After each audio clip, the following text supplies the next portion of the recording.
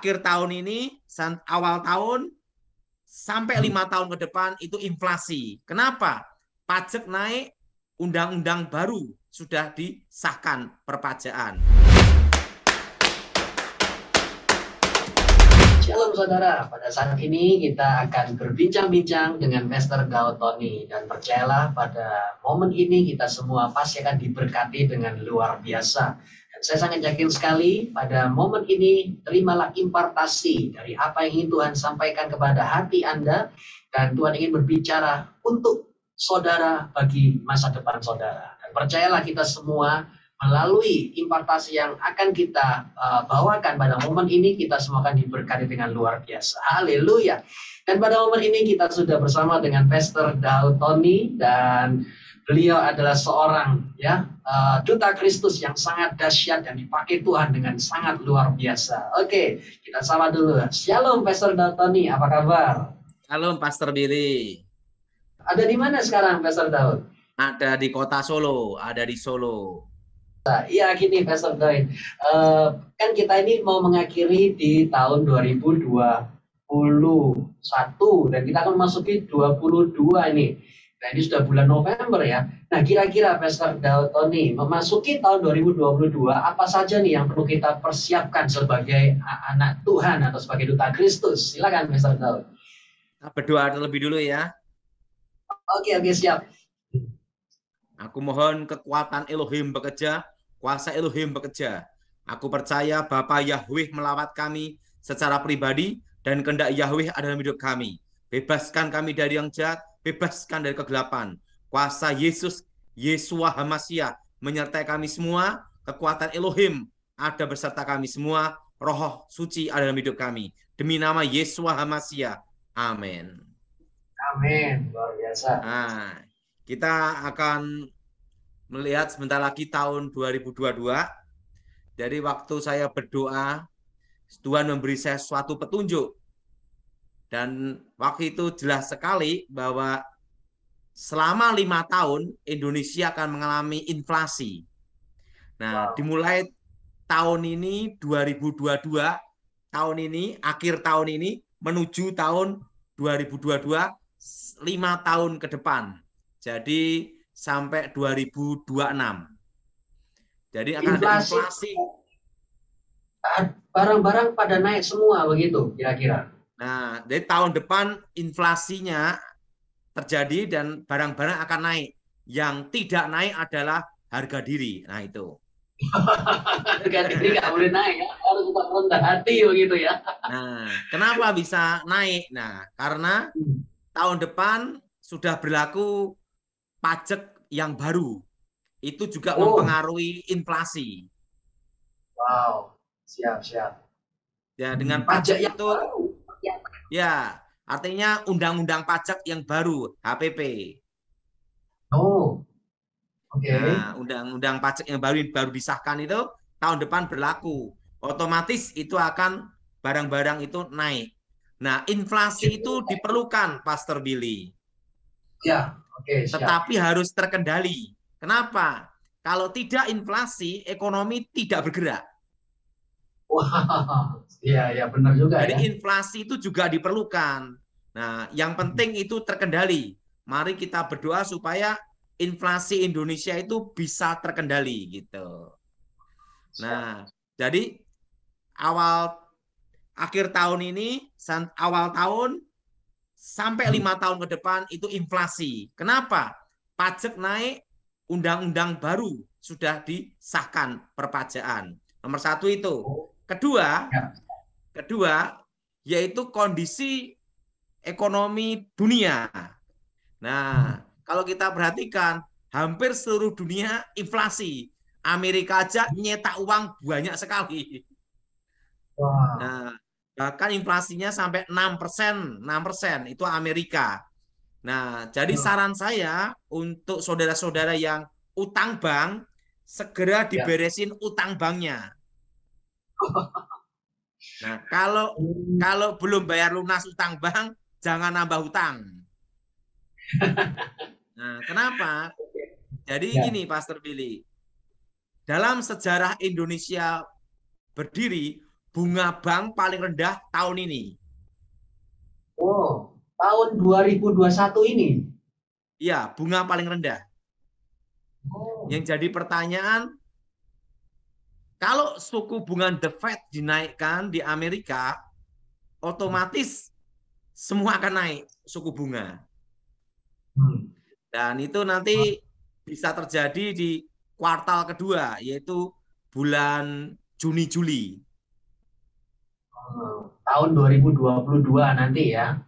Itu yang dikhawatirkan kan ya. Yang dikhawatirkan tuh bunga bank naik. Kalau ini bukan petunjuk Tuhan, tapi analisa saya. Oh, analisa siap. Karena saya punya kawan itu adalah ahli ekonomi gitu loh. Dia Ya, ya, beritahu nih ya. kuartal kedua katanya bisa terjadi kenaikan gitu. Tetapi kalau suara Tuhan jelas sekali bahwa tahun depan akan terjadi inflasi sampai 5 tahun. Sampai 5 tahun, berarti harga itu seumpama beras ya, harga 10.000. Terus tahun pertama naik jadi 50, terus tahun kedua naik jadi 100.000, begitu ya? Ya sekarang gini, kalau naiknya saya tidak tahu, tapi yang jelas pasti inflasi. Pasti Karena gini, inflasi, oke. karena mencetak uang itu harus ada dasarnya. Ya, Apalagi untuk mengendalikan COVID ini kan pemerintah mencetak berapa ratus triliun. oh, oke. Nah, yang dikhawatirkan ini kalau terjadi banjir supply, Hmm. itu yang Hmm. dikhawatirkan, Kak. Itu teman saya berkata demikian banjir supply gitu loh. Karena sekarang kan banyak uang yang ditahan di bank karena takut investasi, betul?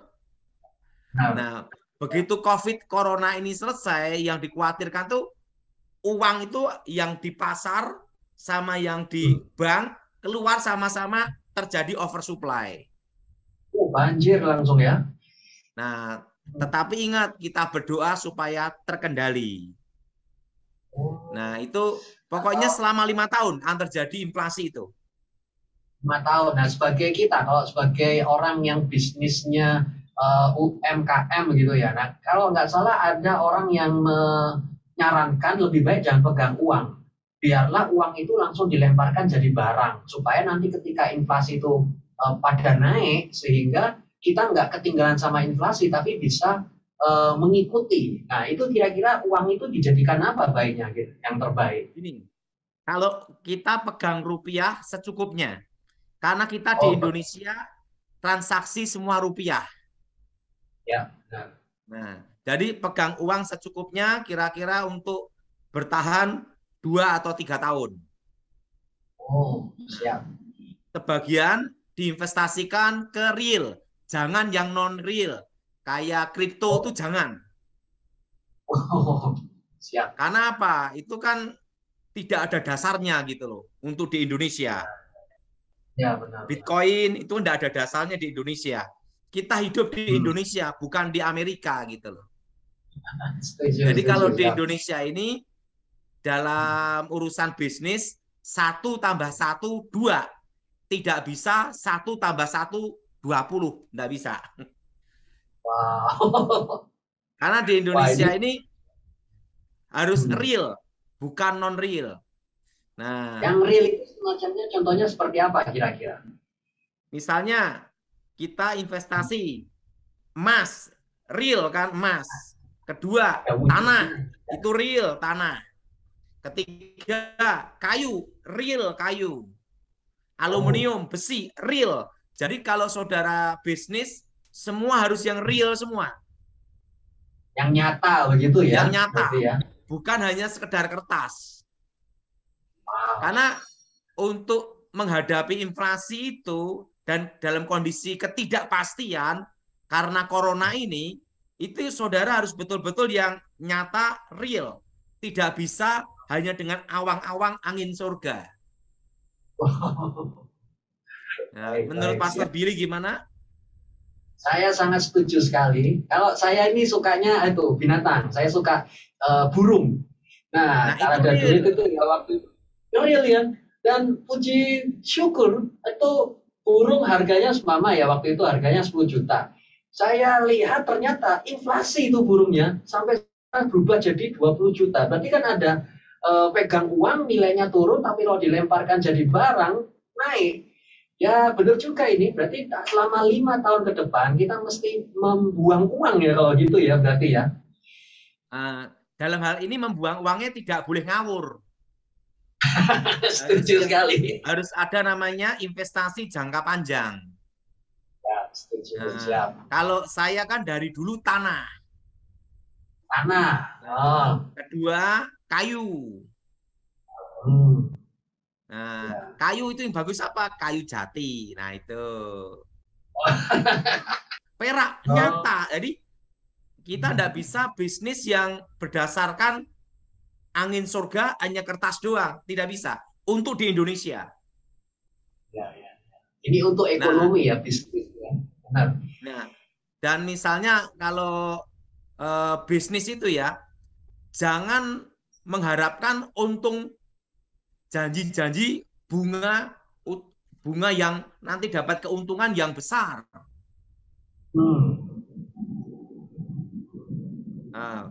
Jadi kita tidak bisa kalau ada yang janji nanti investasi ini dapat uang sekian untuk tahun-tahun seperti ini selama 5 tahun, lebih baik saudara investasi yang real, bukan yang seperti kayak Indosuria. Nah itu jangan. Jadi saudara yang harus bergerak mengelola di tangan saudara sendiri gitu. Iya, benar. Jangan menyerahkan hidup saudara saham dikelola robot. Nah itu repot. Oh gitu ya, ya benar-benar. Tuhan kan firman Tuhan juga berkata bahwa memberkati apa yang di tangan. Nah yang di tangan itu apa gitu ya berarti ya. Sesuai kan dengan firman dong. Nah di tangan kita. Ya benar. Bukan di tangan robot. Jadi bisnis seperti itu tuh harus dipangkas, diputus, nggak boleh. Selama 5 tahun ini. Siap. Bangunan kontraktor ya. Gitu. Iya. Dan usahakan segala sesuatu itu untuk tahun-tahun seperti ini, selama 5 tahun itu kalau dalam bisnis, usahakan itu jangan memberi utang seseorang terlalu lama. Oh, oke. Maksimal 3 bulan. Kalau nanti di atas 3 bulan, kalau bunga bank naik, modalnya kita kerja utangan, tambah pusing. Iya, benar. Oke, siap. Ini tentang bisnis keuangan ya, kalau begitu ya. Terus ya, kalau tentang investasi tadi juga sudah dijelaskan, dan sebagai seorang bisnismen kita mesti antisipasi dengan yang dinamakan inflasi. Nah, segera uangnya langsung dipegang secukupnya, lalu kemudian dikaryakan, diinvestasikan ke tempat yang tepat ya. Tadi ada tanah, ada bangunan, ada emas, dan segala satu yang naik gitu ya. Terus kalau misalnya, nah ini selama 2 tahun ini kan menjadi sebuah momok yang menakutkan, yaitu adalah COVID ini. Nah, apa yang terjadi di tahun 2022 dengan COVID yang sudah melanda selama 2 tahun ini? Apakah kita melihatnya bahwa sudah selesai karena vaksin itu, atau bagaimana kira-kira? Gini, tentang corona ini akan bermutasi terus selama 5 tahun. Sampai puncaknya 5 di bawah 10 tahun. Akan terjadi error. Karena gini Pastor Billy, virus ini kan juga ingin hidup. Kalau yang terinfeksi mati, maka virusnya ikut mati. Betul? Mati. Benar, setuju. Makanya virus itu akan menyesuaikan, bermutasi terus sampai puncaknya jadi error. Artinya dia menyesuaikan. Mau tidak mau kita hidup berdampingan dengan corona. Ya. Itu 5 sampai 10 tahun itu nanti jadi kayak virus flu biasa, influenza. Tapi setelah 5 tahun ke depan jadi flu biasa. Nah, sebelum itu kita melihatnya sebagai kayak 2 tahun yang kemarin ancaman, atau kita harus tetap jaga protokoler, atau kita menjadi sesuatu yang menakutkan, atau gimana kira-kira? Ini virus yang baru-baru ini bermutasi, ini kan vaksin apapun susah, betul? Yang bisa yang bisa menuntaskan nanti virus corona ini di Indonesia, saya sangat yakin itu vaksin Nusantara. Oh, vaksin Nusantara ya berarti ya di sini ya. Kenapa vaksin Nusantara yang akan menuntaskan masalah virus corona di Indonesia? Ini ada sejarahnya, Billy. Oh, siap. Gimana? Ini sejarahnya seperti ini. Kakek saya pernah cerita terjadi di Perang Dunia Kedua. Waktu itu dia bersama timnya untuk perang melawan Belanda, kan gitu. Nah, waktu itu ada wabah zaman dulu namanya pagebluk. Pastor Billy? Dengar Pastor Ya, Billy? terus? Jelas Saya suaranya? dengar, saya dengar. Jelas sekali. Nah, ada pagebluk wabah. Ada satu orang yang lolos dalam wabah itu. Nah, tiba-tiba kakek saya punya inisiatif. Langsung dia pakai suntian, ambil darah temannya yang sembuh itu, disuntikkan ke teman-temannya yang lain. Yang darahnya cocok, langsung kering, sembuh.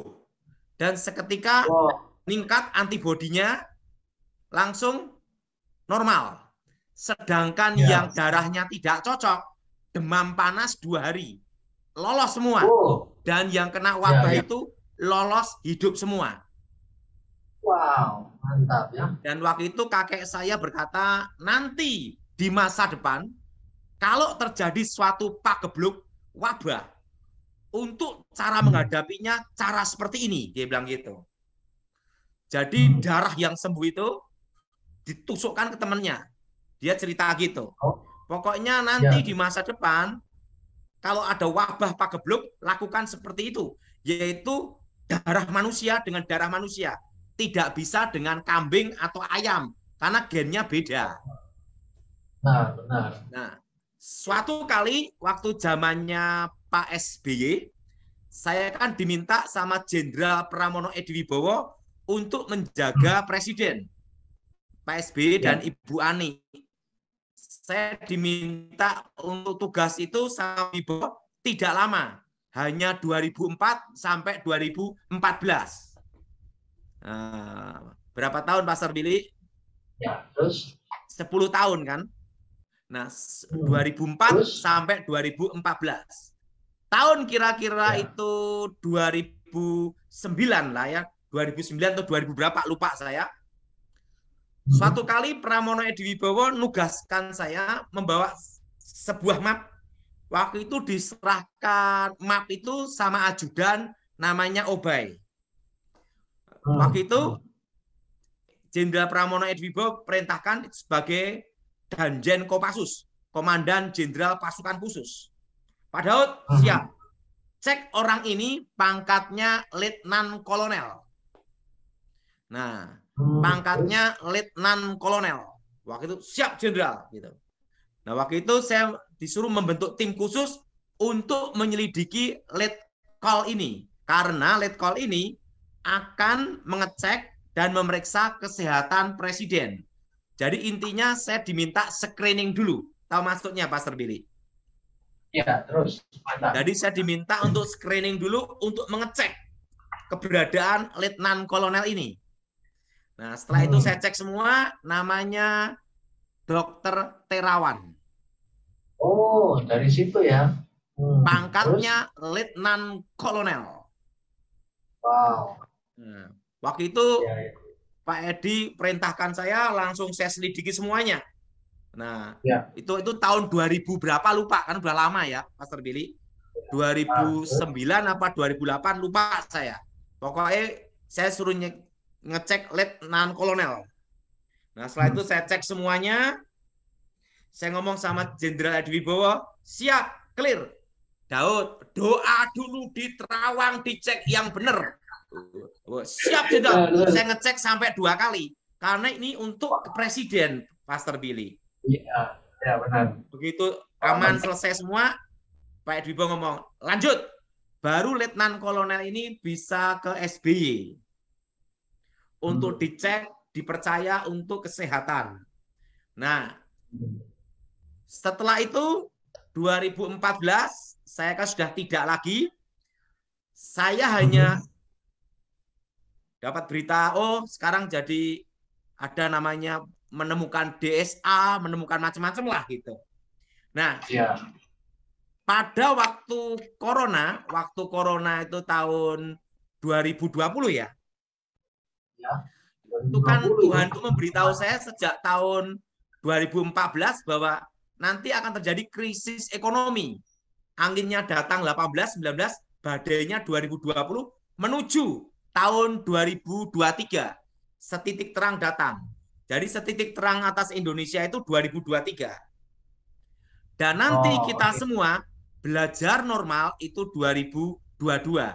Jadi tahun depan itu baru belajar. Tahun depan itu baru belajar normal, yaitu adaptasi semuanya. Dan waktu itu saya ambil keputusan tidak mau divaksin dulu untuk Oh, menunggu seorang manusia satu di Indonesia namanya ya, Dokter Terawan. Dokter Terawan ini ya. Karena dia Hmm. pernah menjadi ketua dokter militer dunia. Jadi bukan kelas RT RW, tapi dunia. Mantap ini. Ketua dokter militer. Dan waktu itu Ya. sebelum itu saya cek dulu cocok dengan apa kata kakek saya, yaitu dari darah manusia. Jadi darah kita diambil, setelah itu Ya. diproses untuk menghadapi virus itu, baru dimasukkan ke dalam tubuh kita. Dan Oh, vaksinnya itu sekali seumur hidup. sekali seumur hidup. Tidak ada lagi yang kedua, yang keberapa gitu. Nah, kalau saya tidak mau suntik sini, suntik sini, suntik sini, beratus-ratus kali suntik, akhirnya ding ding ding ding ding. Nanti duit lupa, bangkrut nanti. Oh, Nah, untungnya vaksin sekarang kan gratis ya. ya, ya. Nah, Vaksin gratis. sekarang gratis. Tapi kan apa gratis selamanya? Kan tidak mungkin. Ya. Nah, kalau setiap 6 bulan antibodi turun, nah tiba-tiba salah suntik malah gini.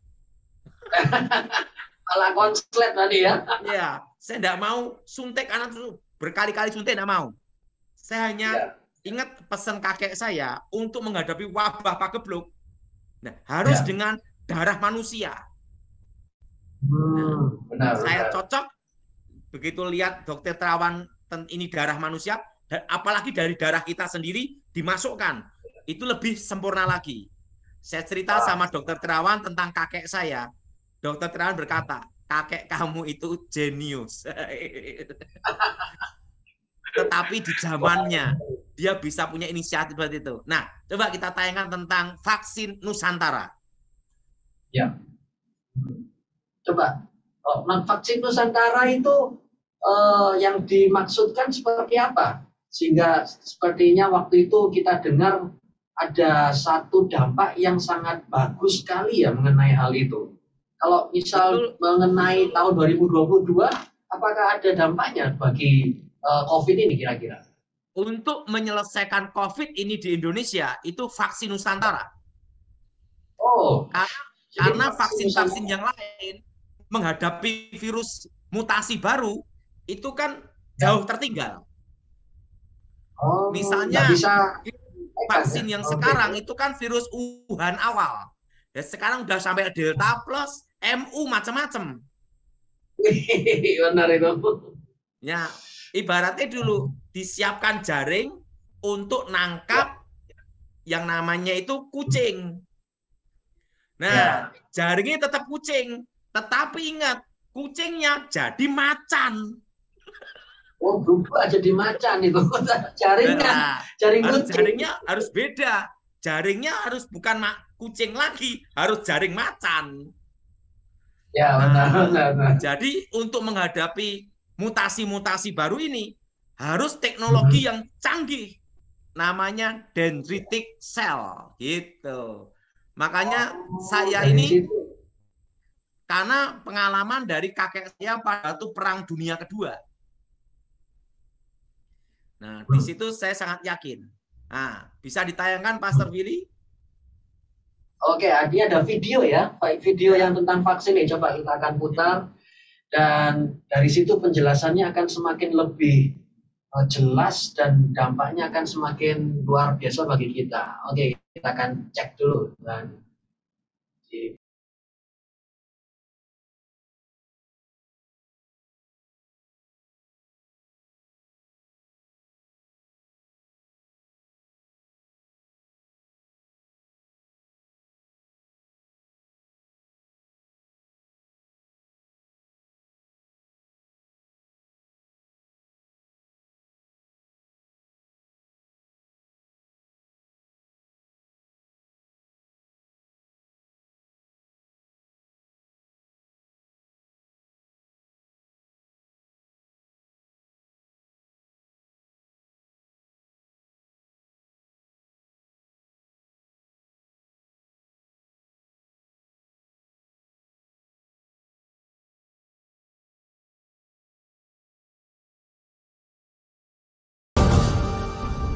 2 tahun Indonesia telah berperang melawan pandemi COVID-19. Bergelut dengan coronavirus yang menyebar di seluruh dunia memang tidak mudah. Penanganan dan penanggulangan penyakit COVID-19 ini melibatkan banyak pihak dan pemerintah pun juga berjibaku dengan waktu untuk menghentikan pandemi COVID-19 di Indonesia. Namun sayangnya masih banyak rakyat Indonesia yang kurang memahami penyakit ini, bahkan cenderung tidak menghiraukan. Alhasil banyak rakyat Indonesia yang menjadi korban. Kematian pun tidak dapat terelakkan. Berbagai hal preventif telah banyak dilakukan, mulai dengan kampanye 5M, cuci tangan dan pemakaian masker, PSBB, PPKM, hingga vaksinasi. 13 Januari 2021, untuk pertama kalinya Presiden Joko Widodo menerima vaksin COVID di Istana Negara, sekaligus menandai mulainya program vaksinasi di Indonesia. Demi menyukseskan program vaksinasi COVID-19, pemerintah Indonesia memutuskan untuk menggunakan 7 jenis vaksin berbeda. Vaksin Sinovac, CoronaVac asal Tiongkok menjadi jenis vaksin pertama yang digunakan. Sementara vaksin lainnya adalah vaksin produksi PT Bio Farma, Sinopharm, Novavax, Pfizer-BioNTech, Oxford AstraZeneca, dan Moderna. Namun ada satu vaksin yang menarik perhatian publik, bahkan menjadi polemik, yakni vaksin Nusantara yang digagas oleh putra bangsa. Vaksin Nusantara merupakan vaksin COVID-19 yang kini tengah dikembangkan dan diuji di Indonesia. Inisiator riset vaksin Nusantara, Letnan Jenderal TNI Purnawirawan Dr. Terawan Agus Putranto menyatakan bahwa vaksin dengan metode sel dendritik buatan anak bangsa ini mampu mengakhiri pandemi COVID-19 di Indonesia. Sel dendritik dipilih usai berkaca pada kejadian SARS di Cina 2002 silam. Vaksin Nusantara diklaim sebagai vaksin pertama di dunia yang menggunakan pendekatan sel dendritik. Pendekatan ini membuat vaksin tidak memiliki kandungan virus corona yang sudah dilemahkan dan ikut disuntikkan ke dalam tubuh. Sel dendritik dalam vaksin Nusantara merupakan komponen dari sel darah putih yang dimiliki setiap orang, lalu dipaparkan dengan antigen protein S dari virus penyebab COVID-19 yakni SARS-CoV-2. Selanjutnya, sel dendritik yang telah mengenal antigen ini akan diinjeksikan ke dalam tubuh kembali. Ketika diinjeksikan ke tubuh, sel dendritik yang sebelumnya sudah menjalani masa inkubasi dan diperkenalkan dengan rekombinan antigen SARS-CoV-2 akan memicu sel-sel imun lain. Sel-sel imun ini akan membentuk sistem kekebalan memori terhadap SARS-CoV-2. Cara mengeluarkan sel dendritik dengan mengambil darah orang yang akan divaksin, kemudian diolah di laboratorium untuk menumbuhkan sel dendritik. 2-3 hari masa inkubasi sel diberikan antigen.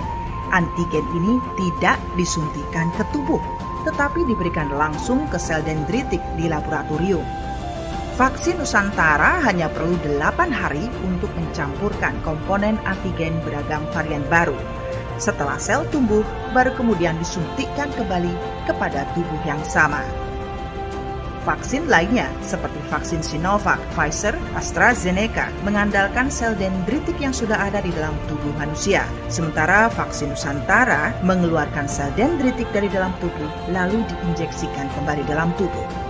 Sangat berbeda dengan keefektifan vaksin konvensional yang sangat menurun menghadapi mutasi varian baru. Vaksin Nusantara mampu menghadapi mutasi varian baru dalam waktu beberapa hari saja. Hal itu dikarenakan vaksin konvensional saat diinjeksikan ke tubuh akan mencari sel dendritik untuk memunculkan imunitas dan membutuhkan jangka waktu lama.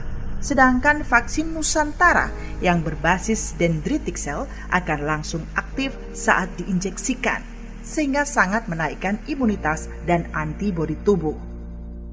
Guru Besar Molekuler Fakultas Kedokteran Hewan Universitas Airlangga dan Ketua Tim Riset Corona dan Formulasi Vaksin Profesor Dr. Hewan Hairul Anwar Nido mengatakan bahwa hasil analisis laboratorium terhadap relawan vaksin imunoterapi Nusantara tahap kedua sangat bagus karena tidak dijumpai kejadian ikutan pasca vaksinasi atau KIPI dan tidak banyak dijumpai hal-hal yang fatal. Saat rapat dengar pendapat RDP dengan Komisi 7 DPR RI di ruang rapat Komisi DPR RI 16 Juni 2021, Letnan Jenderal TNI Purnawirawan Dr. Terawan Agus Putranto menjelaskan jika vaksin berbasis sel dendritik vaksin Nusantara buatan Indonesia. Dr. Terawan menunjukkan satu kotak berisi perangkat vaksin tersebut. Dalam perangkat di kotak tersebut menyatakan 90% lebih bahan produksi sudah ada dan dibuat di Indonesia. Hanya 2 bahan berasal dari Amerika Serikat. Komisi 7 DPR RI setuju melanjutkan riset pengembangan vaksin Nusantara. Dan saat ini laporan uji klinis fase 2 vaksin Nusantara telah dilaporkan ke WHO dan selangkah menuju uji klinis tahap 3 untuk menjadi solusi pandemi. Vaksin Nusantara asli karya anak bangsa, bukan produk dari luar, dan tercatat made in Indonesia. Vaksin Nusantara dapat diproduksi massal pada tahap awal 5 juta vaksin kit per bulan dan akan meningkat menjadi 10 juta vaksin kit per bulan di bulan ketiga dan peningkatan produksi berikutnya sesuai kebutuhan. Saat ini vaksin COVID-19 sangat dibutuhkan oleh dunia. Jika diekspor, vaksin Nusantara karya anak bangsa ini juga mampu menghasilkan devisa untuk mengurangi current account deficit. Tidak seperti vaksin lain yang jelas akan menggerus cadangan devisa dan menaikkan current account deficit semakin tinggi. Saat ini negara lain seperti Turki, Malaysia, Filipina telah meminta uji klinis tahap 3 dilakukan di masing-masing negara. Namun hal tersebut ditolak oleh Dr. Terawan dan tim karena vaksin Nusantara harus menjadi legacy Indonesia karena merupakan karya Indonesia, buatan Indonesia. Vaksin konvensional membutuhkan biaya mahal untuk riset dan pengembangan. Vaksin Nusantara tidak membutuhkan banyak biaya dan murah. Bahkan biaya pengiriman vaksin Nusantara diklaim rendah karena tidak membutuhkan alat penyimpanan dengan suhu minus 80 derajat Celcius dan sebagainya. Selain itu, bahan baku pengolahan vaksin Nusantara cukup mudah dan bisa dikirim ke beberapa fasilitas kesehatan. Saat ini korban di bumi pertiwi yang positif sudah mencapai lebih dari 4 juta orang dan yang meninggal karena pandemi COVID-19 sudah di atas 130.000 jiwa. Akankah kita harus menunggu korban berjatuhan lebih banyak lagi? Keputusan Presiden sebagai Panglima Perang tertinggi sangat ditunggu untuk segera mengaplikasi senjata untuk melawan musuh yang semakin ganas ini, yaitu vaksin Nusantara, karya anak bangsa yang sudah terbukti efektif dalam uji klinis fase 2 dan sudah dicoba diaplikasikan oleh pejabat-pejabat tinggi negara maupun tokoh-tokoh masyarakat dengan hasil yang sangat luar biasa. Tinggal selangkah lagi senjata bisa digunakan, yaitu keputusan Panglima Perang tertinggi untuk memberikan komando pelaksanaannya agar merah putih tetap berkibar di dirgantara dunia. Teknologinya vaksin Nusantara benar. Itu sangat advance sekali ya. Dan itu tadi saya lihat perhatikan itu semua itu mantap, itu luar biasa itu. Dan itu kan sama dengan kata kakek saya waktu zaman Perang Dunia Kedua, yang darah temannya itu disuntikkan ke teman-temannya itu. Dan tim kakek saya selamat hidup semua. Woi. Nah dari situlah. Makanya ini pengalaman saya di vaksin Nusantara ya. Saya tuh sudah ketemu banyak orang kena corona sampai koroni. Terus? Saya kan sudah divaksin Nusantara. Yang vaksin saya langsung dokter Terawan. Jadi ada orang yang kena corona, minta doa ke saya. Saya doa toh. Ya. Setelah itu amin, dia Ya. ngomong, Pak, saya kena corona. Gimana, Billy? Wah. Dan itu Dong. tidak hanya sekali, 2 kali, sering. Pernah waktu itu saya sama kawan saya, Mayor Jenderal Gleni Kerupan, itu untuk minum kopi ya, ngobrol-ngobrol. Ada satu orang yang kena corona, ngurusin anaknya yang corona, dia kena corona, tidak pakai masker, ngobrol-ngobrol sama saya gini. Ya. Wih, terus? Dites dia positif corona. Itu sampai teman-teman saya deketin saya, takut, semua jarak 3 meter. Tetapi saya dicek tetap negatif, non-reaktif. Jadi dari saya itu sudah vaksin. Jadi saya divaksin Nusantara itu beda memang. Berapa kali ketemu orang corona sampai koroni. Ya. Tetap negatif. Nah, itu pengalaman saya nih, Pastor Billy. Nah. Siap. Jadi dari corona sampai koroni.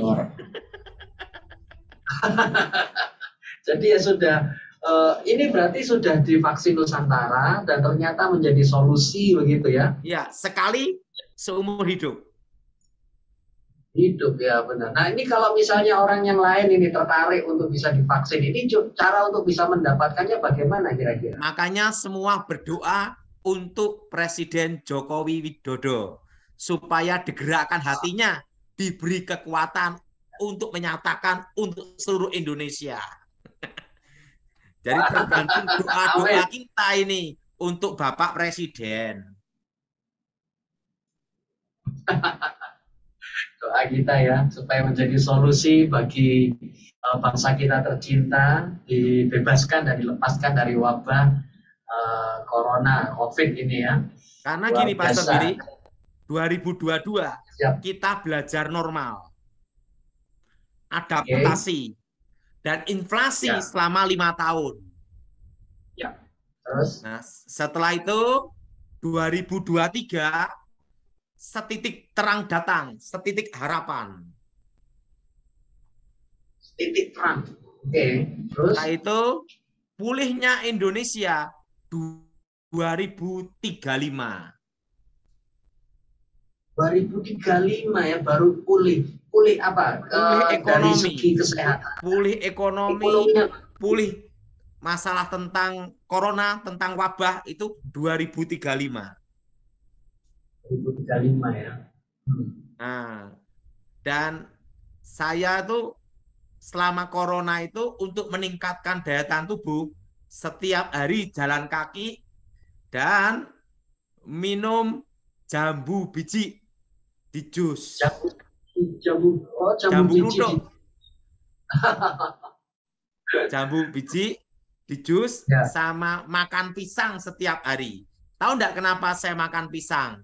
Waktu itu saya tanya sama kakek saya, kakek, kenapa saya makan pisang terus zaman waktu itu? Perhatikan, monyet tidak ada yang stroke karena makan pisang. Woi, gitu ya? Makanya manusia stroke semua itu. Makanya saya itu setiap hari makan pisang, Pastor Billy, setelah itu jambu biji sama jus seledri setiap hari. Wow, ini nasihat yang sangat luar biasa ini, bagus sekali nih buat kita ini. Jadi setiap hari itu saya jalan kaki itu minimal 3 sampai 4 kilo. Nah, setelah itu sit up itu terusan jalan kaki gitu. Nah, setelah itu kalau saya kan ngopi, saya tuh ngopi pagi. Jadi ngopi dulu baru jalan kaki. Kalau saya kan kebetulan tidak suka manis. Oh, nggak suka jadi manis. Kalau tidak. Nah, di Solo kan orang-orang itu pada suka manis itu. Jajan-jajanan kan manis semua kalau di Solo ya. Saya dari kecil tidak suka. Jadi setiap Oh, hari kalau minum kopi, kopinya tanpa gula. pahit ya. Langsung dari biji di grinder. Hmm. Nah, Wah, setelah itu. itu habis minum, jalan kaki 3-4 kilo. Wah, bagus, bagus. Oke, jadi tadi kita sudah bahas tentang keuangan ya, dan keuangan itu terjadilah inflasi dan sebagainya. Nah, segi segmen yang kedua adalah tentang kesehatan, dan kita percaya bahwa terobosan yang dinamakan vaksin Nusantara bisa menjadi solusi bagi negara Indonesia. Nah, biasanya orang itu punya persoalan itu tiga macam. Nah, satu dan dua sudah kita cover, itu keuangan dan kesehatan. Yang satu ini coba, apa yang terjadi di 2022 mengenai keluarga? Nah, banyak seringkali orang kok kita tanya, mau didoakan untuk apa? Untuk keluarga, untuk terjadi terobosan. Nah, kira-kira di dalam keluarga ini apa yang perlu kita dapatkan pesan Tuhannya, tuntunannya, atau terobosannya seperti apa, Pastor Dalton? Silakan. Penting pertama, para keluarga harus bentuk mesbah keluarga. Mantap, Nah, kedua, suami istri harus saling memahami dan mengerti. Saling memahami ya. Ketiga, jangan hidup bergaya mewah. Oh. Lebih baik, ini pengalaman saya, ini Pastor Billy ya. Lebih baik pura-pura miskin daripada pura-pura kaya. Nanti, nah, jadi belajar menerima apa adanya. Jadi hidup ini jangan memaksakan diri. Ya, setuju, sepakat. Karena apa? Saya kan pernah belajar sama Jenderal Pramono Edi Wibowo. Yaitu apa? Belajar menerima apa adanya gitu. Dan lebih baik itu kita ini pura-pura miskin sebenarnya Pak Billy.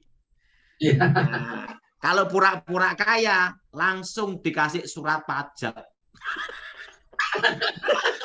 Lalu dipajak ya. Mana-mana yang belum bayar pajak. Wah. Nah, ketiga, yang keempat, kita harus bertahan. Bertahan di sini, bertahan dalam iman, maupun bertahan di dalam konsisten, dalam bisnis dan pekerjaan kita. Sebenarnya gini ya, pengalaman saya dalam bisnis, yang penting itu kita punya niat. Tekun, konsisten, berjuang gitu. Oh, boleh. Niat, tekun, konsisten, berjuang. 4 itu ya dalam bisnis ya. Iya. Kalau saya kan pernah berjuang dalam bisnis dan saya menikmati sampai sekarang ya. Saya itu hanya dikasih uang 100.000 rupiah. Wow. Itu Pastor Yabes tahu persis itu. Pastor Yabes. Saya modal hanya beli plastik HD kresek hitam itu 25 kilo, uang 100.000. Saya berjuang sampai jadi pabrik plastik. Wah, luar biasa ya. Tanpa utang bank. Tanpa hutang bank, itu yang harus digarisbawahi ya, karena firman kan berkata bahwa hutang ya. Dari pengecer ngangkati plastik naik jadi agen sampai pabrik. Wah. Nah, setelah itu pabrik saya serahkan adik saya. Nah, kalau sekarang saya banyak bergerak di tanah, di properti. Tanah.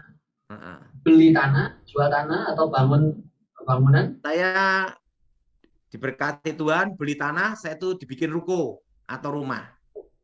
Wow. Jadi prinsipnya gini,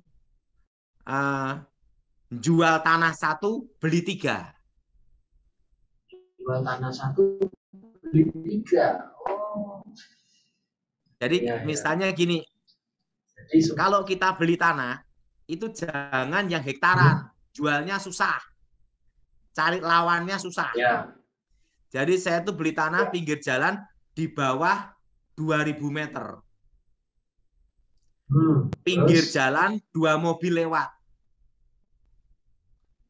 Harga di bawah 1 juta. Pinggir kota. Itu sudah saya mulai sejak 96. 97. Wow. Sekarang itu tanah pada naik semua itu ya. Berarti Pastor Daud ini mengikuti. Wah. Dan begitu saya jual, saya beli 3 yang misalnya saya jual, beli di tanahnya dulu per meter 200.000, laku 1 juta. Nah, begitu laku 1 juta, saya cari tanah lain lagi yang harganya 200.000, 300.000 di bawah 2000 meter gitu. Saya dikembangkan lagi terus, berkembang. Wah, benar sih, memang benar. Tanah kan juga nggak pernah turun ya, selalu naik dan selalu menghasilkan gitu. Nah, sekarang saya melangkah di perkebunan, Pastor Billy. Perkebunan? Ya. Oh, ini menanam jenis-jenis tanaman atau saya nanam ini durian sama alpukat. Durian alpukat, terus? Tetapi tetap beli tanahnya di pinggir jalan, terusan itu 2 mobil lewat, terusan di bawah 2000 meter.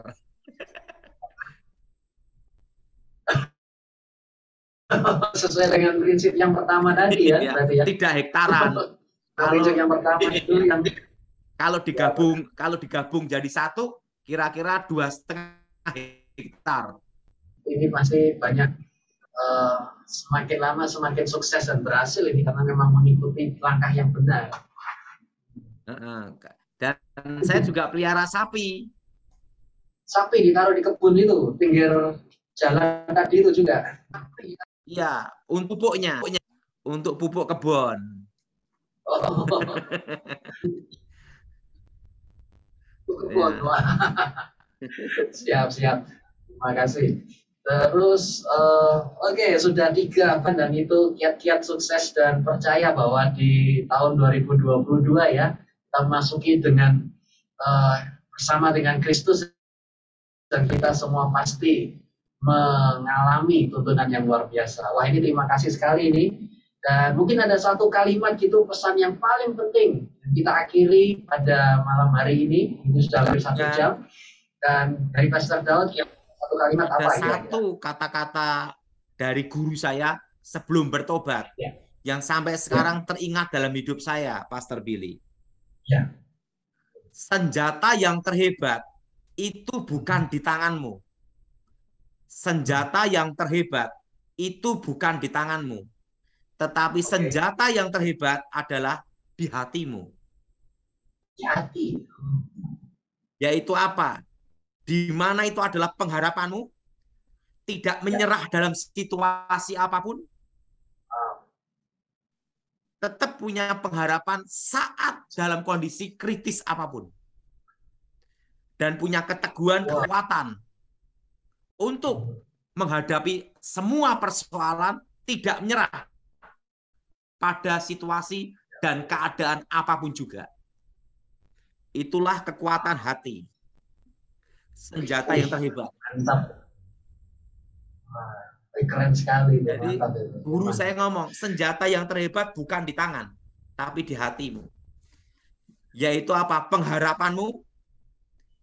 Terusan itu tidak menyerah pada situasi apapun, dan punya pengharapan saat tidak ada jalan apapun. Dan itulah kekuatan hati. Hati pedang, dibilang gitu. Nah, di situ saya belajar. Nah, terusan disitulah saya ngerti bahwa tidak boleh menyerah pada situasi apapun. Wah, ini nasihat yang sangat membawa kita semua untuk dapat maju terus, tidak pernah menyerah, apalagi bersama dengan Kristus. Kita semuanya pasti menjadi lebih daripada pemenang. Wah, Luar biasa. Terima kasih Pastor Tony. Dan ucap syukur sekali bisa bincang-bincang. Boleh ya nanti main kesempatan lagi Hari Kamis. kalau bisa kita bisa. Hari Kamis ya? Iya. Boleh. Kita Ya. membahas tentang kutub. Oke, luar biasa. Oke, mantap. Kita bahas tentang kutub. Wah, itu topik yang sangat luar biasa itu karena banyak orang bertanya-tanya. Kenapa kok nggak berhasil? Apakah ini saya sedang dikutuk kan gitu ya? Jadi pertanyaan, Oke, belum luar tentu biasa. kutuk tapi bodoh. Mas Raka. Kita doa ya.